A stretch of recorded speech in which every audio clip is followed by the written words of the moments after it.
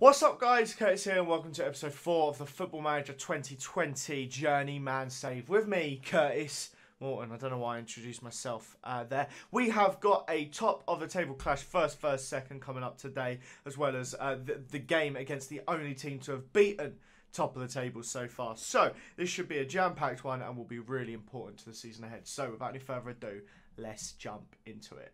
Guys, as always as well, I do want to mention, I have asked this in previous episodes, if you could comment during or throughout at any point of this episode down below, that'd be great. Comments really inspire me to keep this series going.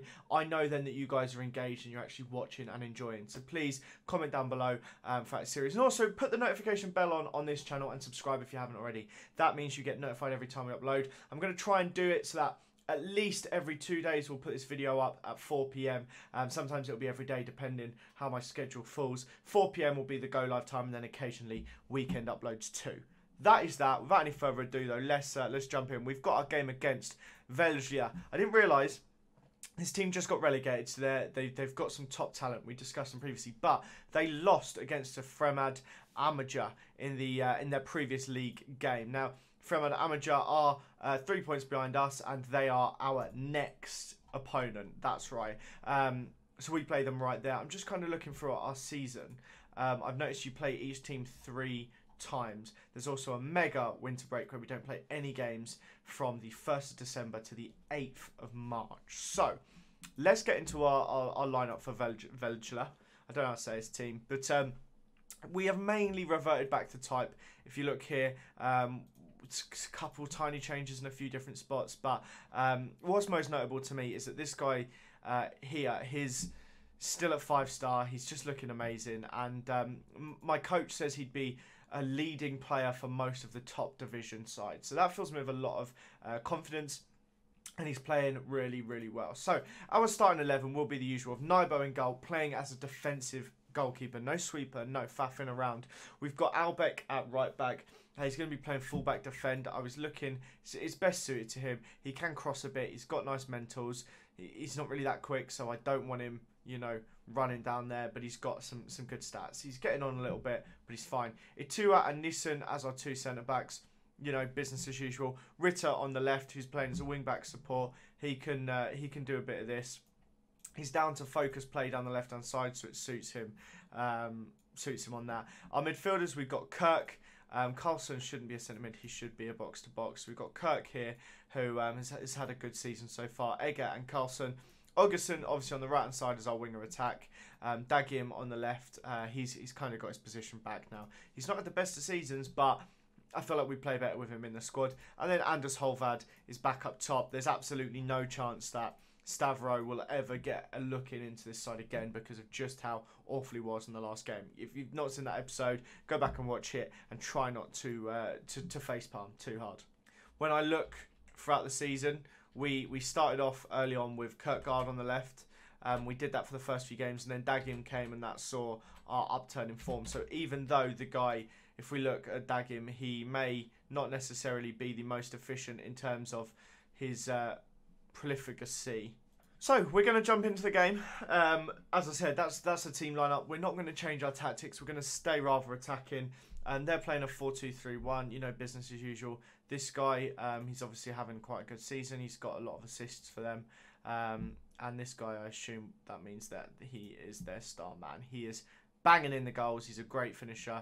He's on loan from Brazil and looks great. So it's a good side, very much like for like in the, you know, 3 in midfield. We've got 3 central midfielders. They've got 1 slightly further forward. It's a bit more attacking. Wingers, 1 striker each. It's decent. They've got a few Brazilians in there. So for Tino, one would assume he's Brazilian. Augustin's taken the free kick there and nearly put it in. But yes, we've got some players that hopefully can make a difference in this match. I thought the highlight was over, and they've just scored from that highlight. So apparently they went down the other end. Look at this. Look at that ball. Assist from their own half. Brenner through. I mean, the goalie should be doing better. But that is frustrating. That is really frustrating. First half is, you know, relatively even in terms of the stats. Quite a dull game. But by all accounts, no chances created. No real chances created. So it sits at 1-0 to the opposition, but we could definitely do with not losing. We play this team 3 times throughout the season, and I would describe it absolutely as a huge 6-pointer each time. If a 5-point gap opens up after 7 games, it's not the most comforting, is it? But time is ticking on and nothing is really happening. 2 changes. Robbie Burton's coming on to be kind of a fulcrum coming through the middle there, and Kirkgard on the left. I don't know if it's going to help or not, but I'm running out of ideas with our kind of a lack of attacking prowess that exists in this team. So I'm just going to tell the team to push forward, be more attacking, whatever we can do, because we are struggling. We've created double the chances, but none of any real value. I mean, if I look here, we've had 3 half chances, but not a single clear cut. They're passing around quite nicely in midfield, and I'm sure there's going to be a break for them here now as Brenner fires one. That's his 11th goal of the season. Unbelievable. 7 in the league he has now. After 7 games, our striker has 1, and I think that is the difference between the 2 sides, really. Is one has an absolutely firing striker, and the other not so much. They've done a good job of keeping us out and keeping us at a distance. Vitinho's come on now for the opposition, and they have another chance here coming forwards. It's slid through. Brenner nearly completes his hat-trick. Not quite this time, but it looks like FC Fredericia might be down and out on this occasion. There's one last chance here. It's not going to be enough for a point, but maybe one to salvage some, just something for their hearts. And Kirkgard does put it in the bottom corner.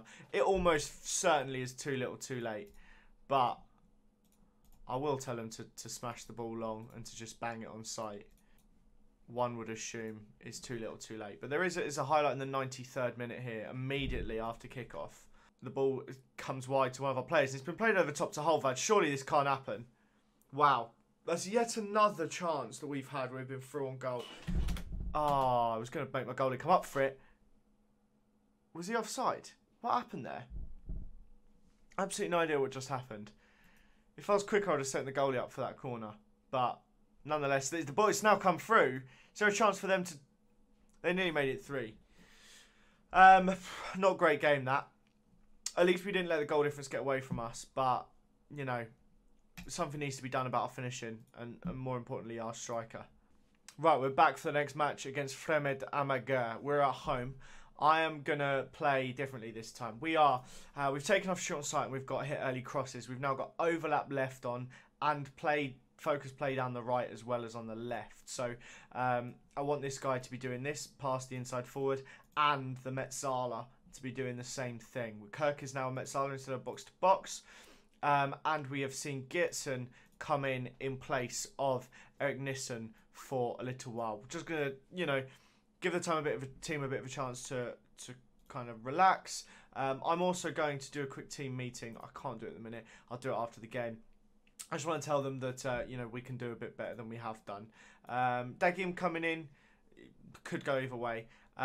So, just a quick rundown. We got Naibo in goal, Albeck, Atua, Gitson and Ritter as the back 4. Carlson, Egger, Kirk, the usual middle 3, but a slight change to roles. Augustin gets his usual berth on the right wing. Dagim comes in on the left over Kirkgard.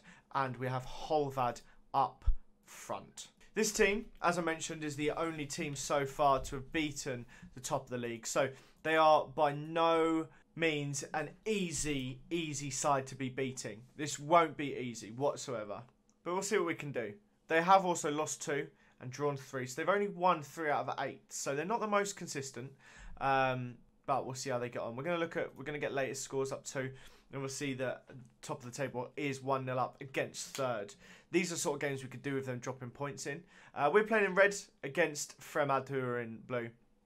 Kirk has the ball, and he's taking it out wide. He's coming to Augustin, who tried to whip it in, but is unsuccessful in doing so. Egger has played it to Augustin, though, and Holvad has had a great chance. And Dagim can't convert. Frustrating. Augustin whips in a corner that goes over the top of everyone. I'm in a position right now where I would really appreciate if we could start to get some wins. It just doesn't seem to be happening. I'd really like to pick up some points on screen. All my wins so far, other than the cup game, have come off stream, and I just annoys me, that does. That's going to count as a shot.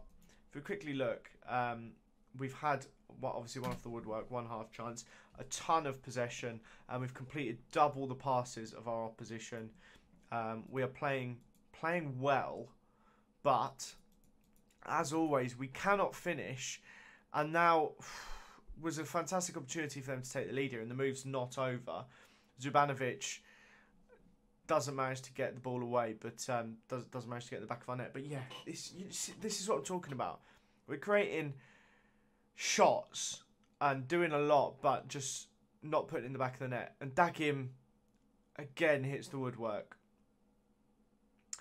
We're a side that just has nothing in the final third. Augustin might score a header or something like that, but we just really are struggling to convert anything. And that's not what we like to see.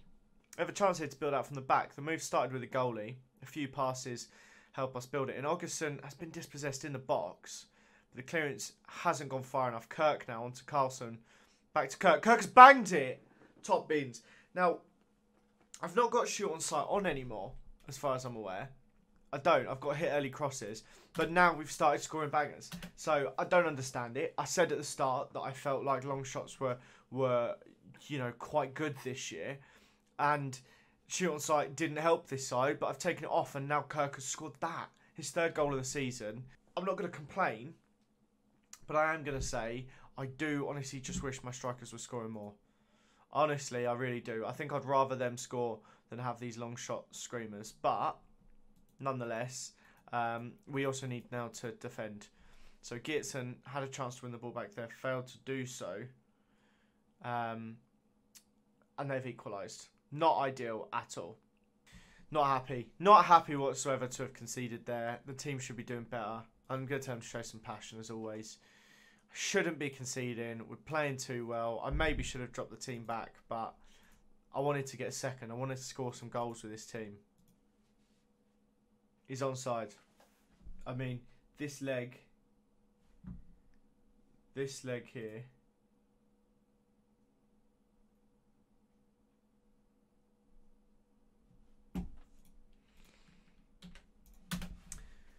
That's upset me. That has upset me. Hopefully it doesn't cost us the 3 points and we can still get a second goal. There's still 20 minutes left in this game. Augustin has the ball now.